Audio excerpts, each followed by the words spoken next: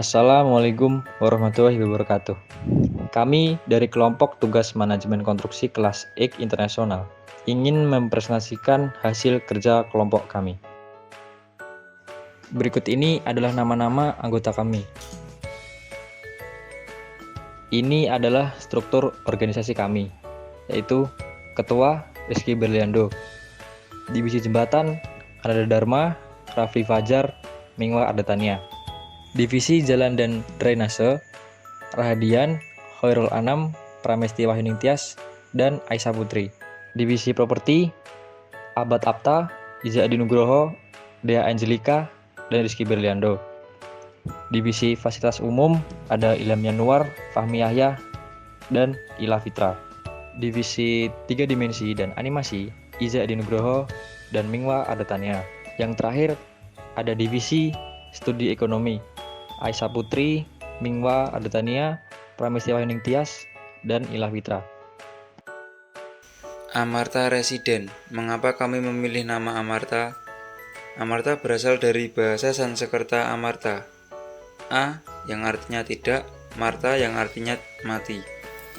Yang secara harfiah berarti tidak mati atau abadi.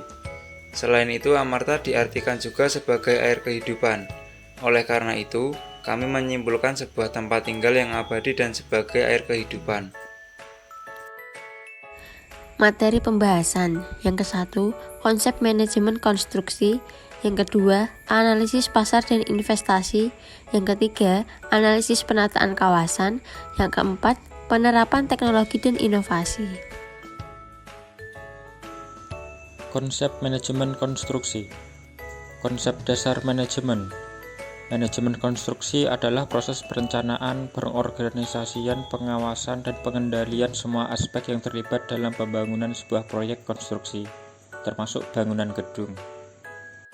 Tujuan utama dari manajemen konstruksi adalah untuk mencapai penyelesaian proyek dengan efisiensi waktu, biaya, dan sumber daya yang optimal, sambil memastikan kualitas dan keselamatan yang tepat. Dalam konteks bangunan gedung, manajemen konstruksi menjadi kunci untuk mengawasi berbagai tahapan mulai dari perencanaan hingga penyelesaian. Konsep manajemen konstruksi. Perencanaan. Tahap perencanaan mencakup penentuan tujuan proyek, penjadwalan, estimasi biaya, analisis risiko, serta penetapan strategi dan metodologi yang akan digunakan dalam pelaksanaan proyek. Langkah-langkah. Mendefinisikan persoalan yang direncanakan dengan jelas dan baik sesuai dengan tujuan yang ditetapkan. 2. Mengumpulkan informasi-informasi yang berkenaan dengan kegiatan-kegiatan yang mungkin terjadi dalam rangka pencapaian tujuan. 3. Melakukan analisis terhadap informasi yang dapat dikumpulkan dan mengklasifikasikan atas kepentingannya. 4. Menetapkan batasan-batasan perencana. 5. Menetapkan alternatif rencana. 6. Memilih rencana yang akan dipakai dari alternatif yang ada. Pengorganisasian. Struktur organisasi proyek pada umumnya. 1. Project manager adalah seseorang yang bertugas dalam menentukan kebijakan dan aturan lainnya dalam manajemen proyek konstruksi. 2. Site engineer mempunyai tugas seperti membantu wewenang dan tugas dari seorang project manager. 3. Struktur engineering adalah orang yang bertugas dalam melaksanakan tugas dari site engineer. 4. Arsitek engineering merupakan jabatan dalam sebuah proyek yang bertugas dalam melakukan analisa gambar proyek yang sudah digambar oleh drafter. 5. Quality control yang bertanggung jawab dalam memeriksa hasil dari pekerjaan yang dilaporkan di laporan bulanan.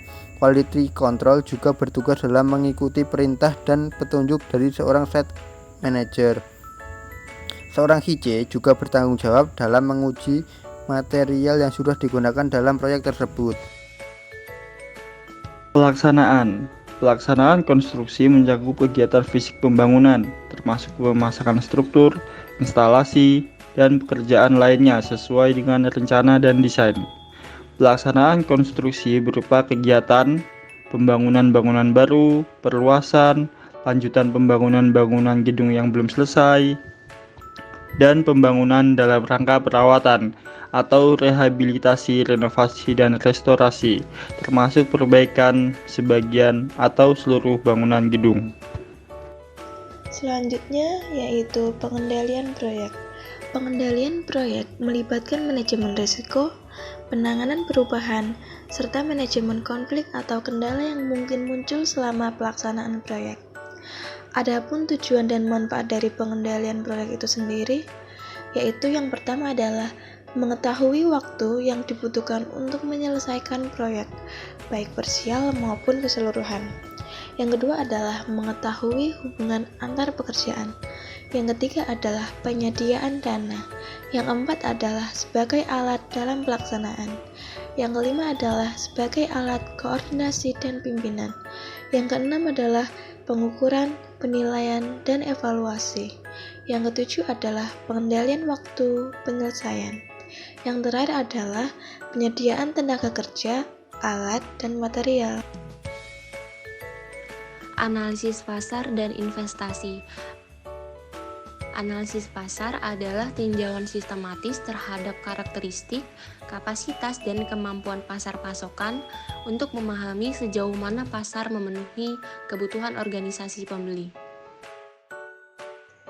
Berdasarkan dengan pengamatan yang telah dilakukan, perencana mengamati sebuah kawasan yang layak dan diminati oleh investor yang terletak pada Desa Tegal Gede, Kecamatan Karanganyar, Kabupaten atau Kota Karanganyar, Jawa Tengah.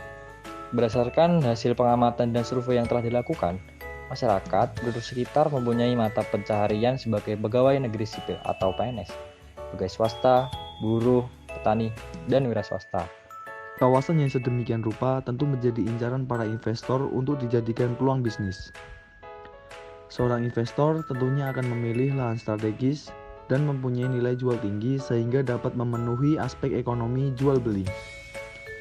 Begitu pula dengan meningkatkan kesejahteraan dan kondisi sosial masyarakat. Karena kawasan Amerta Residence memiliki beberapa keunggulan, salah satunya pada fasilitas umum yang memadai dan jarang dimiliki oleh kawasan lain yang berada di sekitar Amerta Residence. Kawasan ini diharapkan dapat menjadi sebagai lokasi investasi properti yang menjanjikan, di mana tempat itu terjamin dari segi keamanan, kualitas, dan tentunya nilai jual. Maka dari itu, perencana mempunyai sebuah keinginan, yaitu membangun kawasan Amerta Residence sebagai penawaran solutif dan investasi yang menjanjikan di masa mendatang. Analisis penataan kawasan. Penataan kawasan yang dilakukan pada Amerta Residence ini merupakan cara atau strategi yang dilakukan dengan mengunggulkan bangunan kelas menengah atas yang sudah pasti dengan harga terjangkau, yaitu ruko tipe 2 yang memiliki bangunan 3 lantai. Selain itu, terdapat kawasan rumah tipe 2 yang banyak digemari masyarakat dengan fasilitas yang tak kalah apik seperti kawasan rumah tipe 3. Selain itu, penataan fasilitas umum pada Amerta Residence juga sangat dipertimbangkan. Dengan adanya food court dan juga tempat parkir yang luas, serta memiliki jarak yang dekat dengan ATM Center dan masjid ini mampu menjadi daya tarik tersendiri. Penerapan teknologi dan inovasi, yaitu sumber serapan. Sumber serapan adalah salah satu rekayasa teknik konservasi air berupa bangunan yang dibuat sedemikian rupa sehingga menyerupai bentuk sumur gali dengan kedalaman tertentu yang berfungsi sebagai tempat menampung air hujan yang jatuh dari atas atap rumah atau daerah kedap air dan meresapkan ke dalam tanah sehingga berfungsi untuk pengendali banjir. Penerapan teknologi dan inovasi yang kedua yaitu embung. Embung penampung adalah cekungan yang digunakan untuk mengatur dan menampung suplai aliran air hujan serta untuk meningkatkan kualitas air di badan air yang terkait seperti sungai atau danau.